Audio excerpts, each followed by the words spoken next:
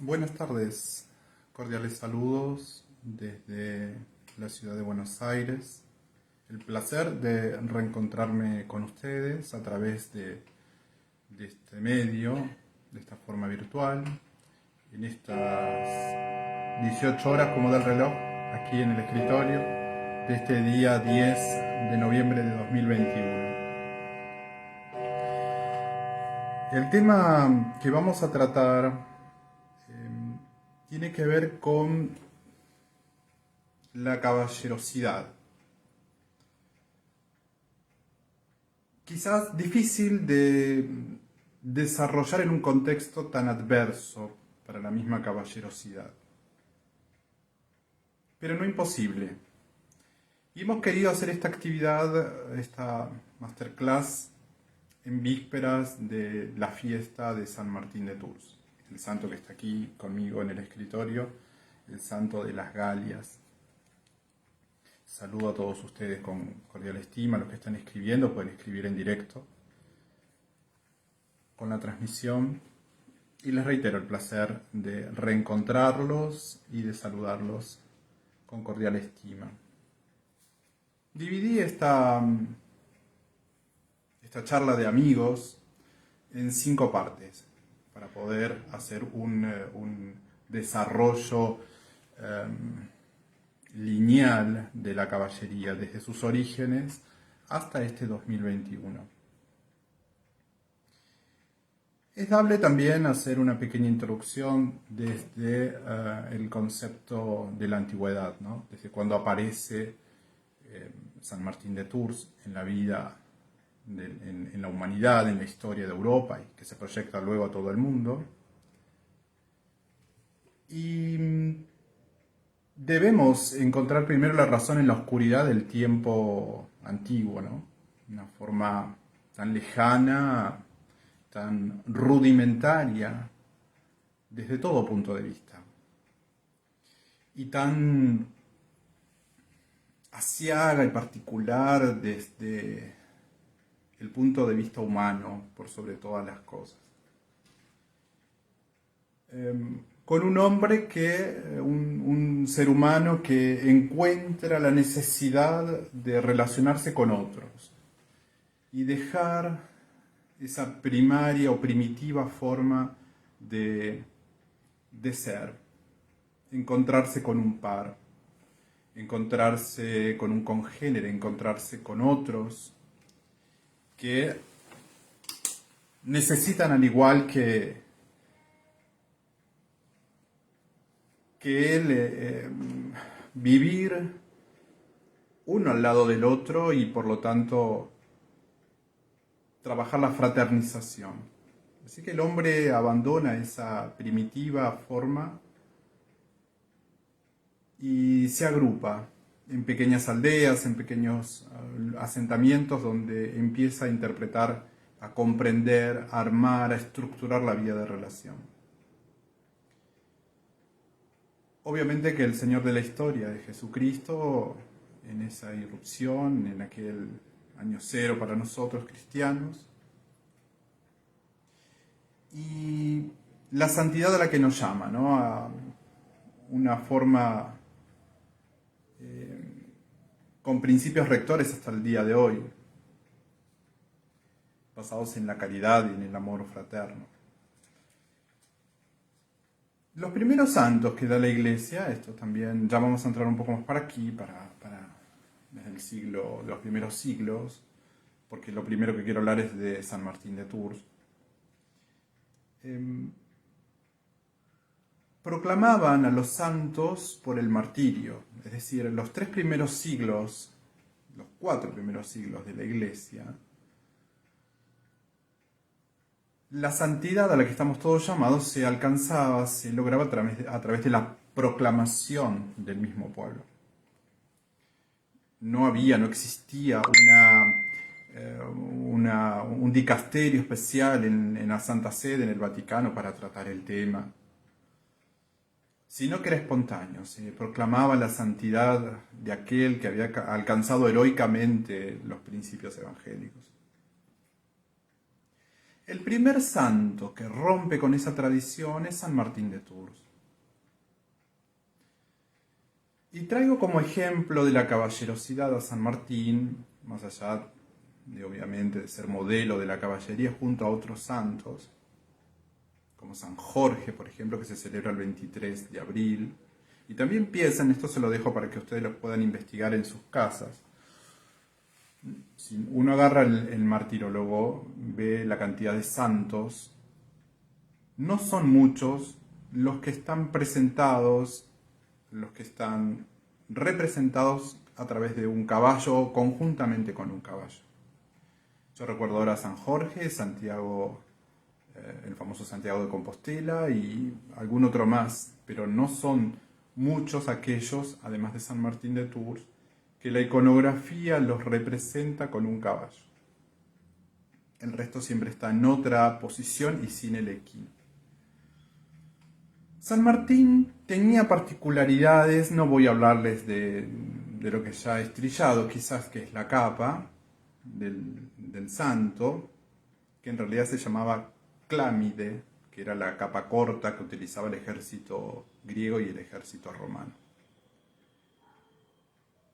Pero sí hay rasgos que son muy singulares en la vida de San Martín de Tours. Primero, en el momento de realizar ese gesto para la posteridad, de partir esa clámide,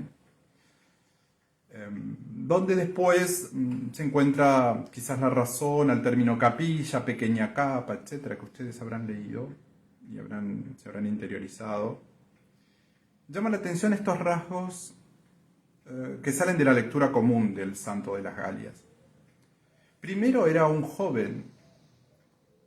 Cuando él hace este gesto de caridad, de consideración para el prójimo desvalido, era un niño, quizás un adolescente.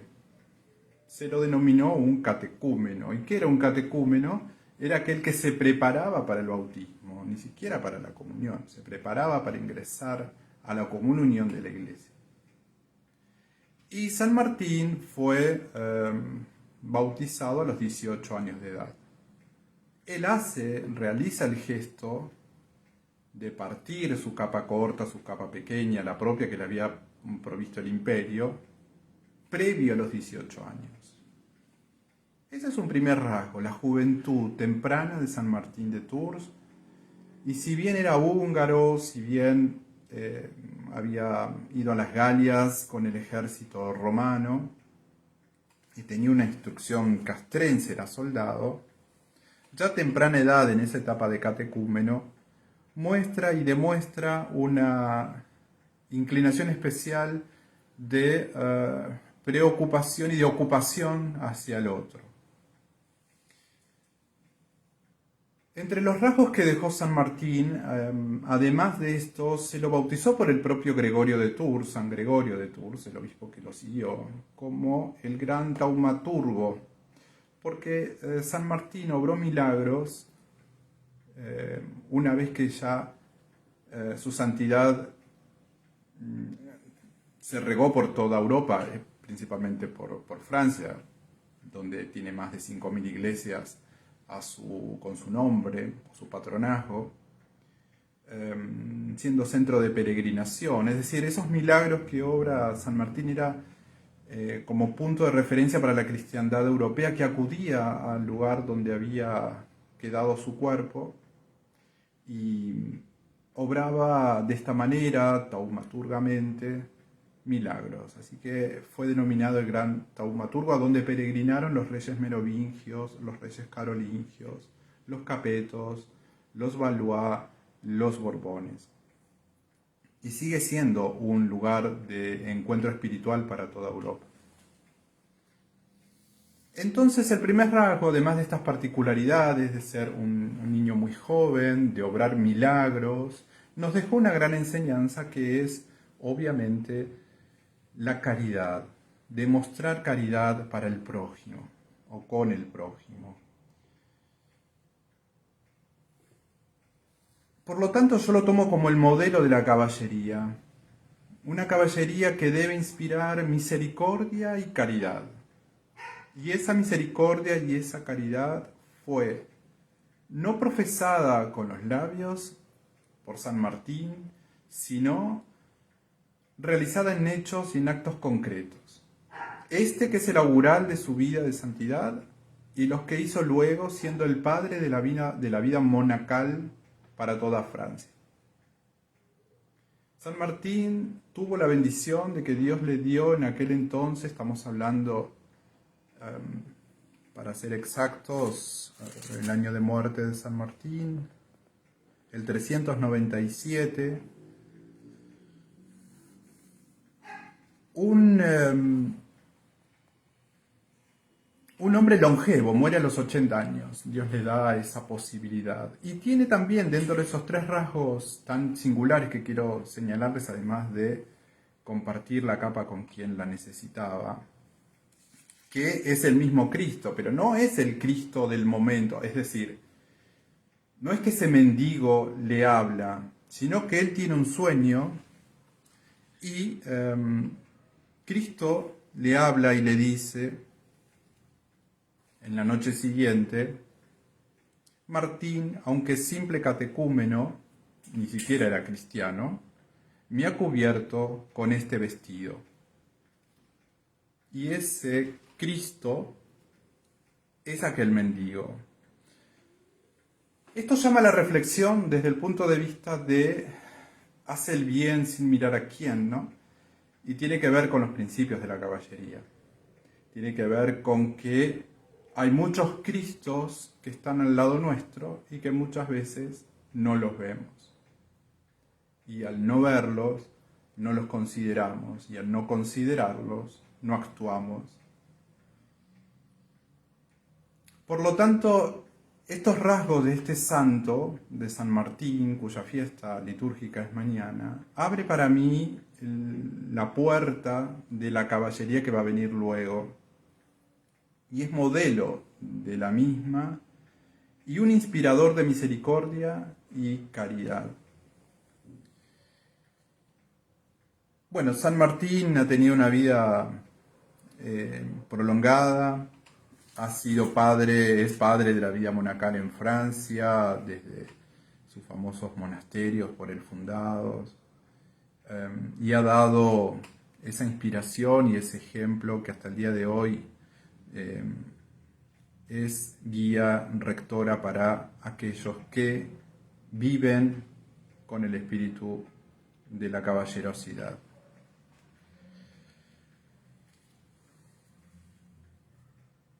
La Edad Media fue un tiempo muy particular. Y acá vamos a entrar ya a otras consideraciones, además de esta inicial, que es el análisis de la vida de San Martín, breve, sucinto.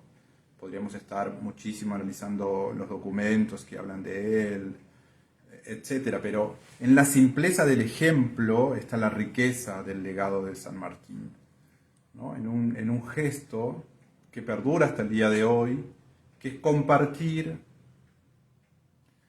lo que uno tiene, no lo que a uno le sobra. Y esa caridad y perfección Santa Teresa de Calcuta lo perfecciona con aquellas palabras de dar hasta que duela. La Edad Media, el tiempo medieval, un tiempo tan singular y tan particular en la historia del hombre, con una estructura social muy, muy marcada, ¿no? Donde la condición de ser caballero no era para todo el mundo. Bien, eso es fundamental tenerlo en cuenta. Hay profesiones, si uno toma la estructura social medieval, la cultura estaba reservada a muy poca gente. No se sabía leer y escribir, aparecen muchos rasgos tan particulares para analizar que daría para muchísimos encuentros más. Además de la falta de recursos, como significábamos, que viene arrastrándose de la noche de los tiempos. esa cultura, ese saber, lo tenía muy poca gente.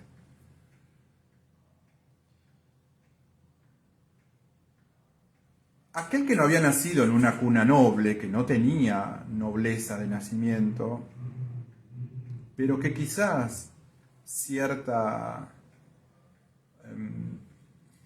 cierta suerte, entre comillas, de la vida lo ubicó en una familia de mercaderes, bueno, de personas que podían tener algún exceso económico, o sea, alguna riqueza. Recuerden también que la propiedad privada avanza luego con el paso de los siglos, ¿no? No es que yo podía, si hacía acopio de dinero, comprarme la propiedad. El sistema feudal implicaba que todo pertenecía al señor feudal y él lo podía dar en la administración. Eso se prolongó hasta no hace mucho tiempo, en la línea, digamos así, histórica del hombre. Recordemos que aquí en Argentina y en toda Latinoamérica la declaración tenue de el autogobierno, la independencia de los pueblos americanos, respondían a que todavía había principios de que la tierra era propiedad del rey, de Fernando VII, y por lo tanto, bien hasta dónde juega en el siglo XIX, principio del XIX, fines del XVIII, el concepto geopolítico, que viene arrastrándose de la época medieval. Y de la época medieval también se arrastran el día de hoy algunas interesantes facetas que podemos analizar si quieren. De tal manera que lo que hoy vemos como concierto, entre comillas, desprestigio de ciertas profesiones o ciertos trabajos, en la época medieval estaba muy bien conceptuado. Por ejemplo, el gremio de los albañiles. ¿Por qué? Porque el albañil era aquel que podía construir. De donde el primer sindicato de albañiles, dicho albañil en francés masón, es la masonería. La francomasonería es otra instancia, pero lo primero que se hizo en este encuentro de pares era proteger y negociar el trabajo, es decir, por mejores pagas, mejores condiciones laborales, etc. Así que ese origen de esa asociación filantrópica, ya no caritativa, sino filantrópica, un vocablo que ellos mismos acuñan para diferenciarse de la caridad cristiana, le llaman filantropía, tiene un origen noble desde el punto de vista de protegerse. Hoy quizás en el 2021 decir que uno es albañil o trabaja de albañil lo piensa como un descrédito. Y en algunos casos tontamente se oculta. Todo trabajo es bueno cualquiera fuere, mientras sea hacia el bien público, hacia el bien común. El herrero era una persona muy bien vista porque sin herraduras no se podía, sin la construcción de los famosos atavios, yelmos y demás que hacían al propio caballero y al caballo en sí mismo, era impensado. Así que hasta los propios artesanos que podían fabricar utensilios, diferentes instancias para la vida diaria.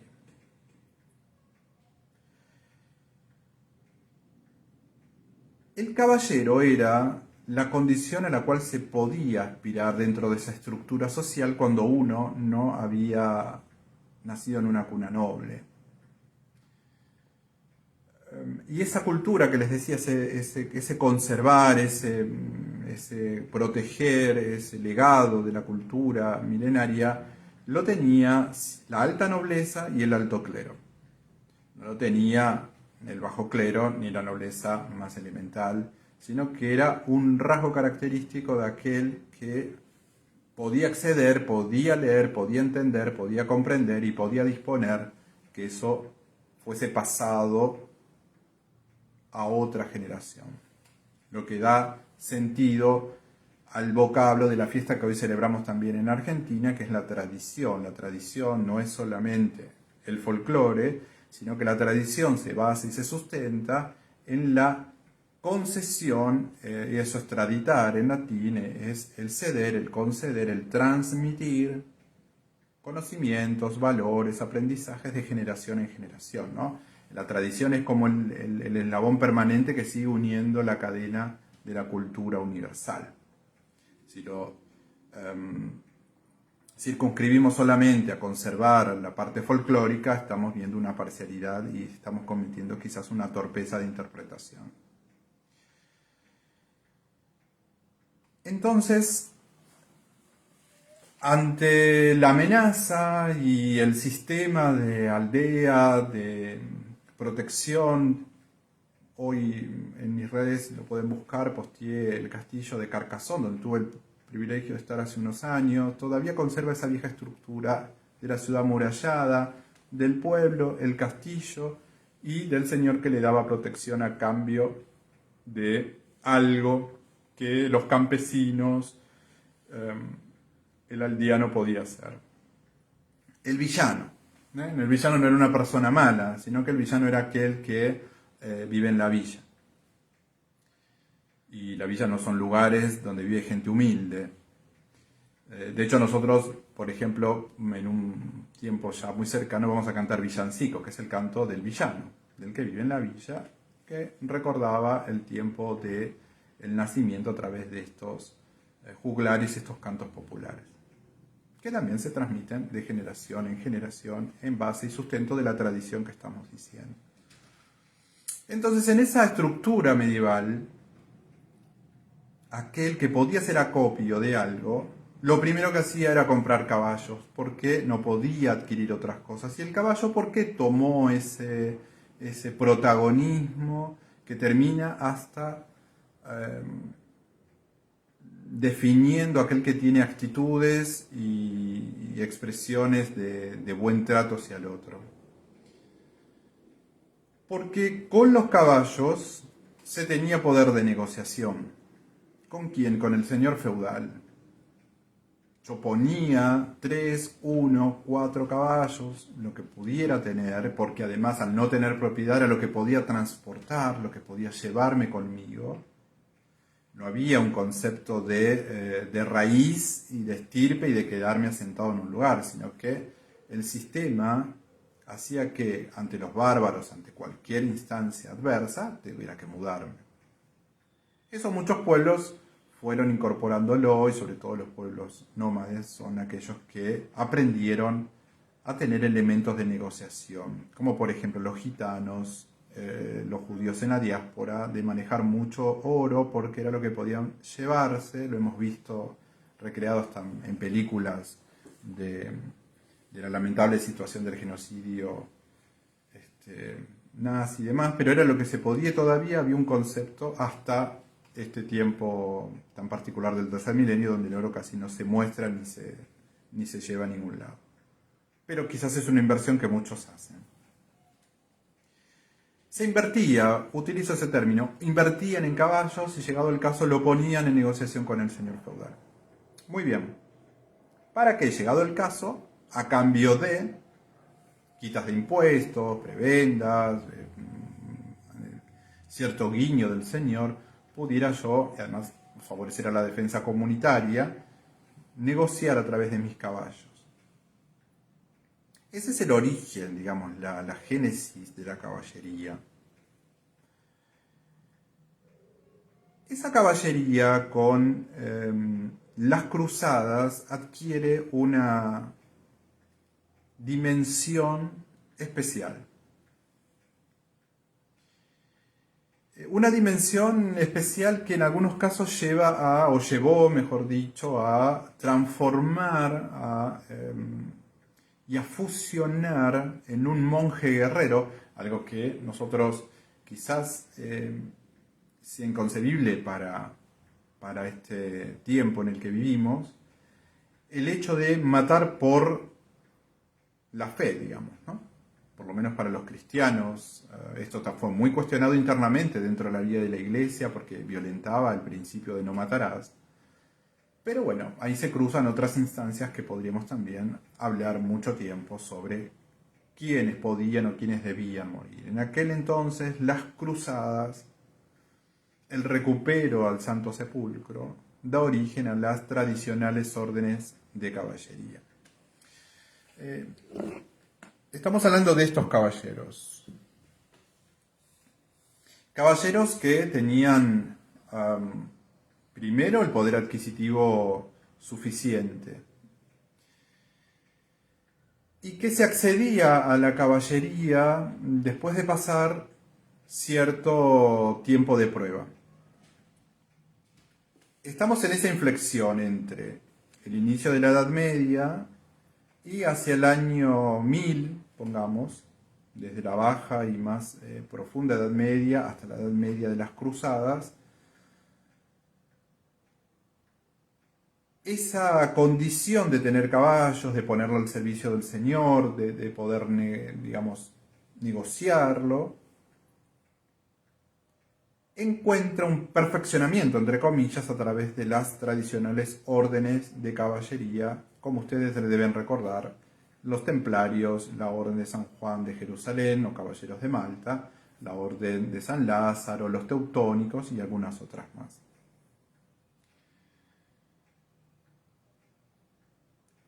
Yo les hablo de un estrato social y les estoy diciendo que en esa estructura de la sociedad medieval, el que aspiraba a caballero, que podía poner caballos, que podía tenerlos, que podía mantenerlo, pasaba por dos condiciones previas, que era el de paje y el de escudero. El paje era generalmente un adolescente, un niño a quien la familia le confiaba un señor poderoso que podía mantener su vida, su alimentación y todo lo que implicaba en aquel entonces vivir o sobrevivir, y tenía ese tiempo preparatorio hasta que era investido caballero. O sea que la caballería termina siendo originada, propiciada y incentivada y anulada en algunos casos por la propia Iglesia Católica Apostólica Romana. No se puede entender la caballería sacándola de la égida del seno de la Iglesia Católica Romana, porque es ella, desde San Bernardo de Claraval hasta otros santos, otros grandes predicadores, que incentivaban y que dieron sentido, porque al principio deberíamos decir lo que es justo, ¿no? Lo que es cierto. La caballería dio una razón de vivir para muchos en época medieval temprana. Y como todo, cuando está el hombre de por medio y se abandona, digamos, sale del abandono de las manos de Dios, termina siendo termina desvirtuando el porqué y la naturaleza de lo que hace. Esa caballería, y para ser tal, debía ser investido caballero, bajo el rito de la espada, en un sacramental. Ustedes saben que los religiosos, el clero regular, hace 3 votos: obediencia, castidad y pobreza. El caballero medieval, aquel que ingresaba al orden del temple, aquel que ingresaba a los hospitalarios, debía, además de esos 3 votos, y además de permanecer sin casarse, etc., debían dar la vida por la fe, por Cristo. Por lo tanto, era como un pasaje seguro a la inmortalidad y a la salvación de su propia alma si daba la vida en contienda para recuperar los santos lugares. Los hizo muy poderosos. No vamos a entrar a analizar el punto neurálgico de la caballería templaria o de la caballería hospitalaria, que convivieron casi. Las otras son protagonistas, pero en menor escala, en menor importancia. Llegaron a tener un gran poder y llegaron a tener unas concesiones papales que los hacían únicos. Concesiones papales y concesiones reales. A tal punto que tanto beneficio para favorecer su instrumento, digamos así, entre la Europa continental y el Oriente, le jugó en contra. Y ya conocemos lo que pasó un viernes 13 con Jacques de Molay, por ejemplo. Pero la idea es entender que para acceder a esta condición de caballero, poder comprarme mi armadura, tener pajes, tener escuderos, mantener el caballo, terminó siendo una profesión o una expresión propio de algunos. ¿De quiénes? ¿De quién lo podían hacer? Y terminó siendo una élite en cierta medida, donde se accedía a ser caballero algunos, hasta los reyes, y los que no eran sargentos, tenían otra denominación, porque no tenían esa condición de nobleza. Esto llega hasta el siglo XX, porque salvo con el actual pontífice Francisco, que está dando las pinceladas de modificación de la Orden de Malta, que termina pidiendo refugio después que Napoleón invade la isla, a la Santa Sede, una parte, y otra parte se refugia en el zar de las Rusias, pidiendo auxilio, para ingresar a la Orden hospitalaria de San Juan de Jerusalén, Caballeros de Malta, había que tener limpieza de sangre de los 4 cuarteles. Y no cualquiera podía acceder a un grado, al ingreso y a tener un grado, ni hablar dentro de la misma estructura de una de las primeras o la primera entidad supranacional. Porque lo que hay que entender acá también es que dentro del derecho internacional, la Orden de Malta adquiere un status quo muy particular, que es lo de ser la primera entidad supranacional. Es decir, algo que está por encima de las naciones, es una nación dentro de otra nación. Así es como quedó y el derecho internacional lo plasma, por eso ellos tienen embajadores acreditados, su gran maestre es un príncipe soberano, etc.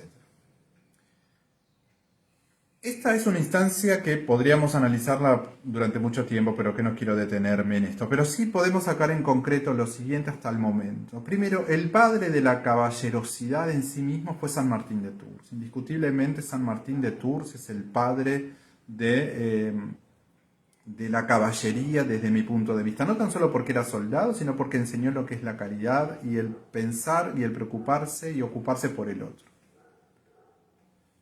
El segundo rasgo hasta el momento que podemos rescatar de estos minutos es esta profesionalización de la caballería en sí misma, de una realidad medieval muy a la luz del tiempo, quizás impensada para nosotros, pero que eran monjes guerreros. Y que para acceder a eso se hacía a través de un sacramental. Y ahí me quiero detener ahora para avanzar un poco en el análisis lineal de esto que dimos en llamar la caballerosidad desde San Martín de Tours hasta nuestros días. La caballería a la cual se accedía a través de un sacramental, ya sabemos que un sacramental son aquellas herramientas, formas y expresiones que la Iglesia establece para la salvación de las almas, sin ser un sacramento, pero sí tiene una categoría de sacramental. El agua bendita, el rezo del rosario, las procesiones, muchas expresiones de piedad y devoción, etc., son sacramentales. Llevar una medallita, un escapulario, etc. Por lo tanto, para ser nombrado caballero, investido caballero, debía hacerse dentro de una iglesia y se debe hacer dentro de un lugar sacro. Porque eso liga hasta el día de hoy a la caballería con la iglesia que le dio origen. Aunque muchos miembros de la iglesia actual no entiendan lo que es la caballería y no tengan en cuenta que pertenece al seno de la iglesia. Claro, la iglesia en muchas ocasiones ha dado expresiones de cuidado sobre el tema de las asociaciones caballerescas, porque muchas son solamente hedonistas y son solamente comerciantes de condecoraciones. Pero esto es harina de otro costal. El sacramental implicaba una bendición especial. Y hay un principio básico en derecho y que se aplica mucho en el derecho canónico, que es nadie puede dar lo que no tiene, por lo tanto siempre se inviste de caballero a caballero. Nadie que no es caballero va a investir como caballero a otro. Bueno, de tal manera que se produce esa tradición caballeresca y que se encuadra dentro, y acá me quiero detener un poco más, de la deontología cristiana. El caballero amará el bien común, pues para la comunidad de gente fue establecida la caballería. Y el bien común es mayor y más necesario que el bien particular. Por lo tanto, pertenecer a una orden de caballería implica un renunciamiento de ciertas instancias personales para ponerlas al servicio de la comunidad. Son propias al caballero la lealtad, la verdad, el coraje, la honestidad, la humildad, la piedad y demás cosas semejantes a estas. Estoy leyendo un antiguo escrito sobre la caballería. Pues así como el hombre debe reconocer en Dios toda la nobleza, así el caballero debe reunir, perseverar y defender todo aquello por lo que la caballería recibe honor.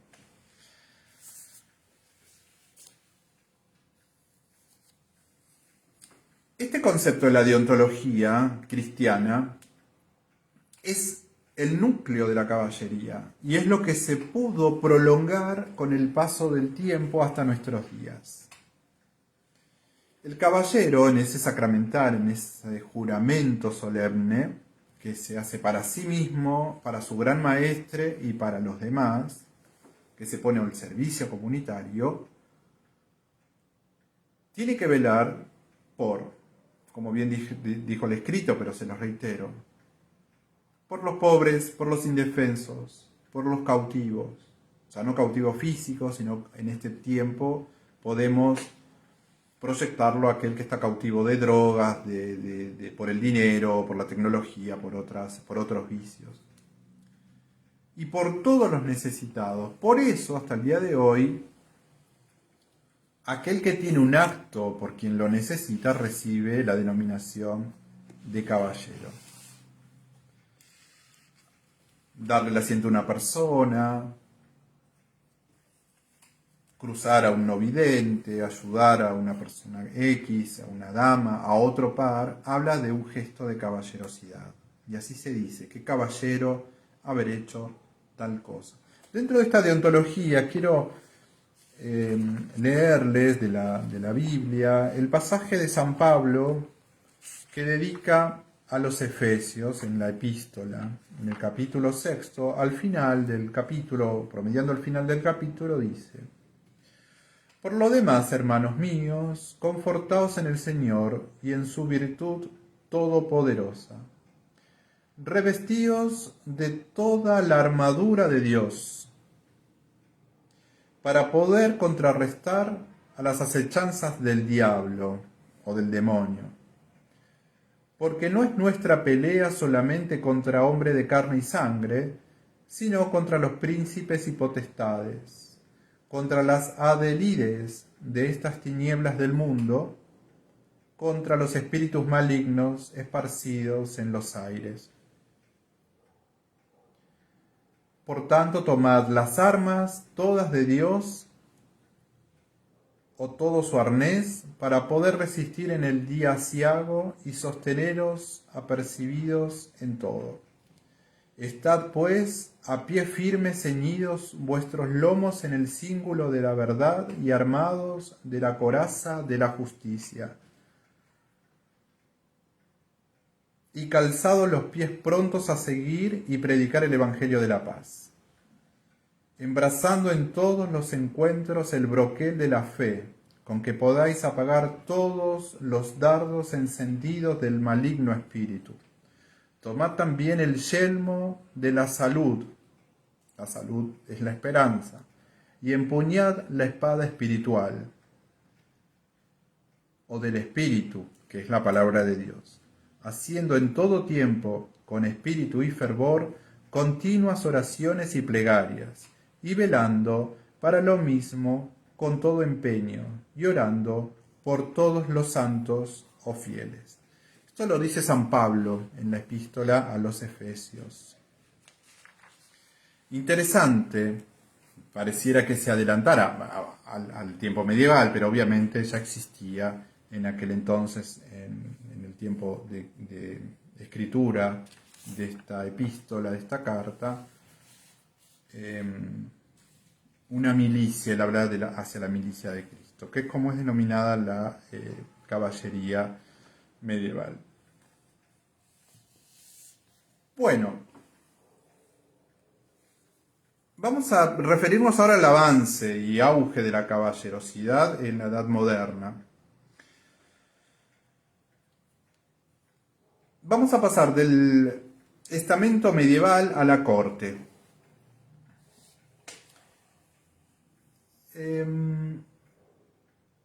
Acá aparecen términos familiares, pero cuya etimología es importante poder reconstruir. Unos segundos. Estamos hablando de un ceremonial de corte.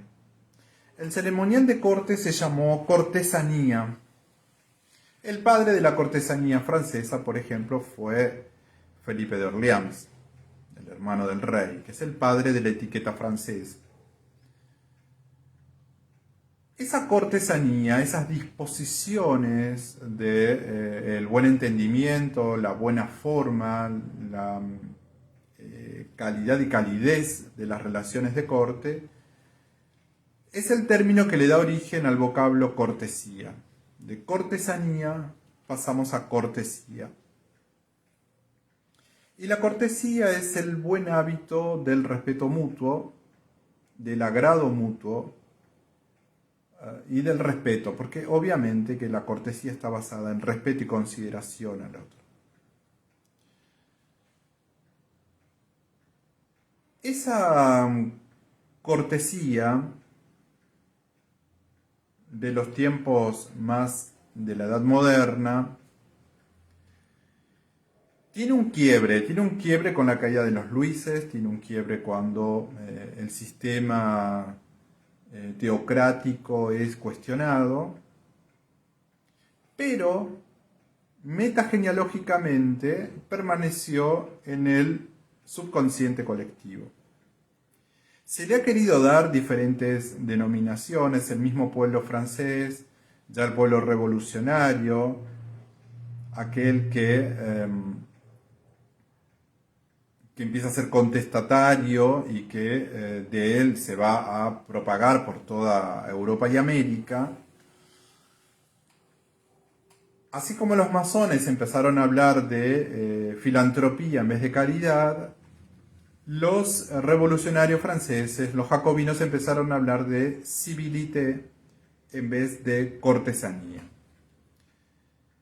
Pero más allá de la denominación técnica, el buen hábito de pensar en el otro, de estas pautas consuetudinarias, tradicionales, que hacen mucho más llevadera la vida de relación, subsistió, con diferentes denominaciones, hasta que de civilité empezó a denominarse urbanidad. Normas de urbanidad, o buenas maneras, teniendo en algunos nobles, ya caídos en desgracia, ya no aquellos que marcaban esa tendencia medieval hacia la caballería,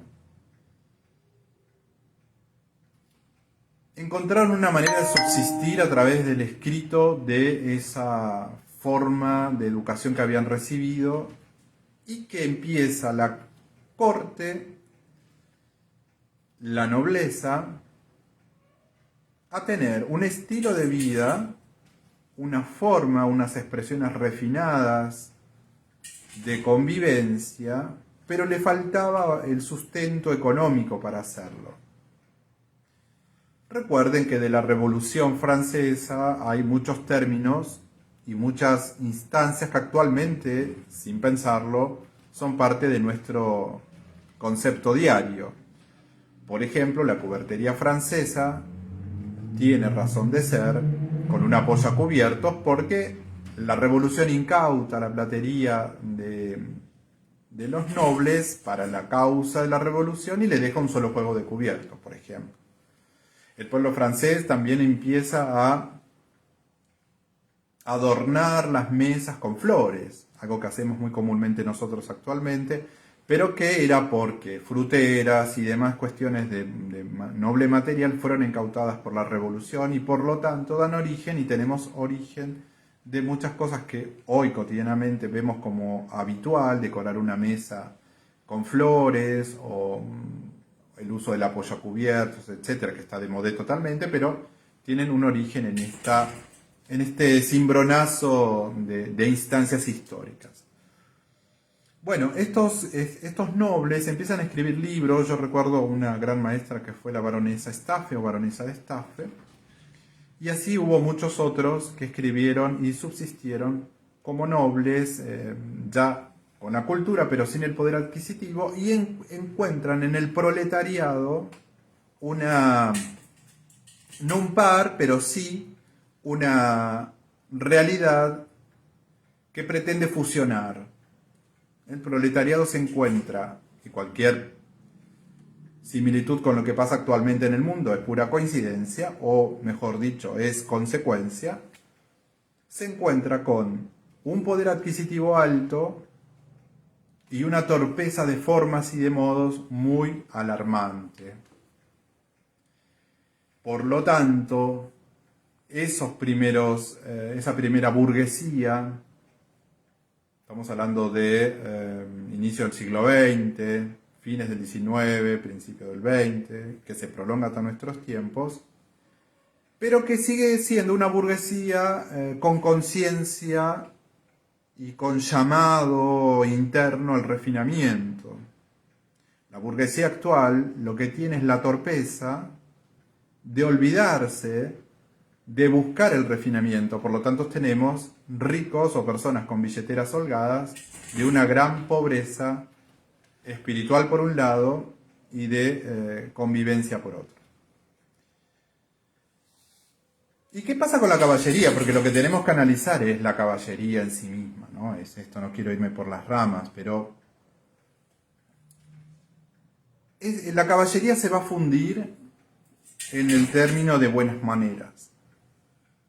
De hecho, la Real Academia empieza a, si ustedes buscan el origen de la palabra y las definiciones etimológicas, no hablan de estos primeros puntos que yo les dije, sino hablan de una persona que tiene expresiones corteses, etc. Y aparece una palabra que va a terminar en una cuarta instancia para analizar, que es la galantería. El concepto de la galantería, que está definida como aquel que es atento, aquel que es cordial, aquel que es cortés y que es obsequioso. Sobre todo, obsequioso con las damas. Y acá vamos a entrar ya casi al final de la conversación, dentro de unos minutos, a analizar este gran problema filosófico de la caballería, que no tiene que ver nada con rivalidad de géneros, pero que sí entra en un debate que se da mucho sobre la continuidad en el tercer milenio del concepto puro de la caballería.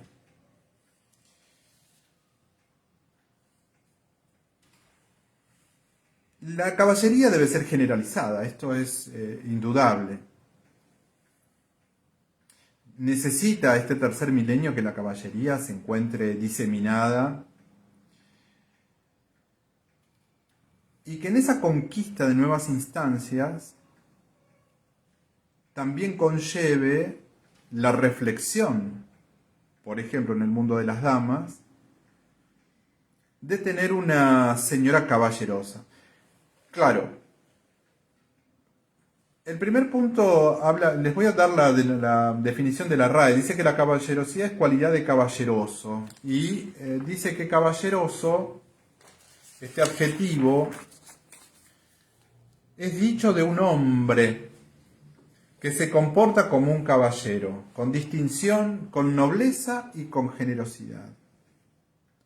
Pero claro, ¿qué quiere decir? ¿Que las damas no tengan distinción? ¿Las damas no tienen nobleza? ¿Las damas no tienen generosidad? de espíritu, de propósito? Pues no, obviamente que no. Lo que sucede es que esta profesión del caballero, de este que iba a recuperar el Santo Sepulcro, de este que después siguió en ciertas conquistas ya en el continente, un poco más tardíamente, como la expulsión de los moros de España, la persecución de los cátaros en la Occitania, etcétera, que fueron minis cruzadas internas dentro de Europa, solo lo podía hacer el hombre, pero no porque el hombre sea superior a la mujer, sino porque el hombre era quien podía básicamente cargar kilos de una armadura, podía montar a caballo, podía adquirirlo, podía mantenerlo como dijimos, y podía tener el juego de Marte, el juego de la guerra a flor de piel, de estar predispuesto a morir por la fe, por su Dios y por los demás, y por él mismo. Cuando nosotros pensamos esto en el 2021 parece como muy alocado pensar que un caballero cristiano va a morir por la fe. El 11 de noviembre es una fecha para la humanidad muy significativa de las torres. Y esos musulmanes también murieron por fe y mataron por fe. No los estoy comparando, estoy diciendo que a veces la historia tiene renglones muy difíciles de entender y que solo la distancia nos puede dar un poco de luz sobre lo que fue o lo que es. Hoy nadie, por más que el papado nos invite al recupero del Santo Sepulcro, iríamos a matar a alguien para recuperar los santos lugares de aquel que trajo paz al mundo. Pero en aquel entonces sucedió. Y solo era un trabajo para los hombres. No es que se dejó a la dama aparte, exprofeso, para ningunearla, como dirían los chicos ahora, sino que se hacía para protegerla. Y porque además era una profesión que no era incompatible con la propia naturaleza femenina. También dice la RAE que es propio del hombre caballeroso, una conducta caballerosa, un gesto caballeroso. El adjetivo caballeroso, sigue diciendo la RAE, en una consulta que le hacen públicamente, suele aplicarse solo a varones, como refleja, bueno, un análisis que es muy largo de leer ahora, pero después agrega, de una mujer se dice que es cortés o gentil, o bien sería admisible la extensión de la forma caballerosa para referirse a la mujer cortés, noble y generosa. Yo entiendo, queridos amigos, que la empatía y la amabilidad no deberían tener género. Esto es quizás el ABC de este tiempo. Pero es un tema para pensar, para meditar y para readecuar. Este tiempo, este tercer milenio, nos está llevando a un declive y un abandono de toda forma. Pero yo estoy confiado que existe una metagenealogía caballerosa, tanto en hombres como en mujeres, tanto en caballeros como en damas, y que abre un atisbo de esperanza social.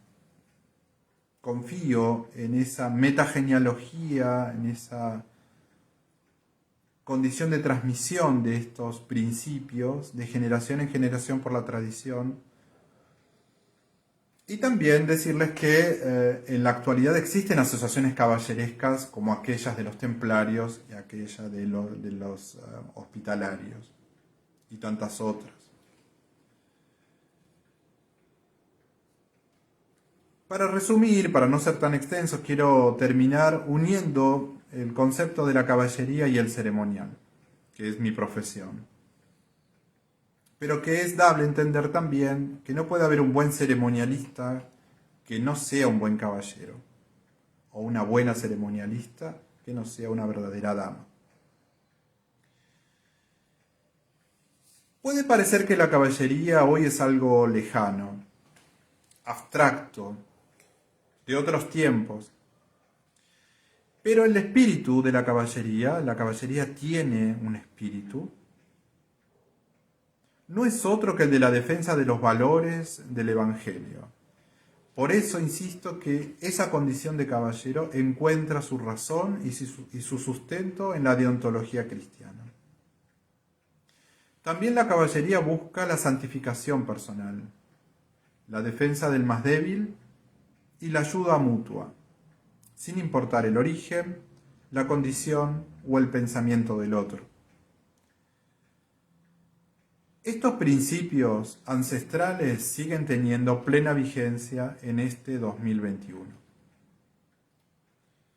También es cierto, sería sonso no reconocerlo, las instituciones se modifican con los años. Aquella caballería in ilio tempore en aquel entonces, con la actual, con asociaciones caballerescas actuales, va a tener un río, un cauce en común, pero tiene expresiones muy diferentes por los tiempos en que se expresan. La caballería, insisto que es milenaria, ha evolucionado a lo largo de todos estos siglos, pasando de la Baja Edad Media a la Alta Edad Media, a la Edad Moderna, hasta el tiempo de hoy, de este tercer milenio. Y mantiene su carácter, y lo que un día fue militar y guerrero, ha cambiado las armas por otras formas de lucha, y desempeñan muchas de estas instituciones loables actividades humanitarias y asistenciales, caritativas. Eso no quiere decir que otras no sean meras maquinarias de producción de honores, era lo que en un momento les comenté, y de distinciones y de condecoraciones para satisfacer egos y vanidades personales, o selectos clubes que en lugar de poner en práctica los principios del amor fraterno de la Iglesia, se autoexcluyen del resto de la sociedad y en algunos casos hasta consiguen lograr algunos guetos selectos. El verdadero caballero es aquel que ayuda al prójimo, pero lo ayuda sin que ese prójimo sepa que lo está ayudando. El que defiende al débil, el que cumple con las obligaciones morales a las que fue llamado, el que busca la perfección a través de la imitación de Cristo, el que concilia y no el que enfrenta, el que lucha contra las desigualdades, el que ejerce la corrección fraterna con humildad y espíritu constructivo y no calla cobardemente. Y recordemos que la corrección fraterna siempre es en privado, nunca es en público. Sin estos parámetros, las corporaciones de caballería no serían más que selectas reuniones de damas y caballeros llenos de entorchadas vanidades de medallas y ropaje, algo que le gusta mucho a la gente.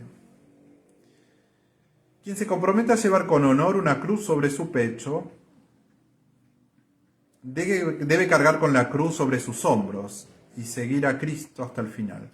No en vano ser investido caballero, como les dije y se lo reitero, es un sacramental, en el que se adquiere un compromiso personal y fundamental ante Dios, delante de un sacerdote, en el que el investido, sin dejar su estado, laico en este caso, se compromete a intentar vivir de manera heroica las virtudes cristianas. Por todo ello, al día de hoy, quien basa y sustenta su vida en la deontología cristiana precedentemente citada, mencionada, es un caballero. El que cuida al enfermo, a la viuda, al incapaz, al desvalido, o la dama que se ocupa también por el desvalido, por el indefenso, por el cautivo, por el viudo, para alejarlo de la segmentación hacia el género masculino, sino buscar esa reciprocidad y esa igualdad de deberes y de derechos.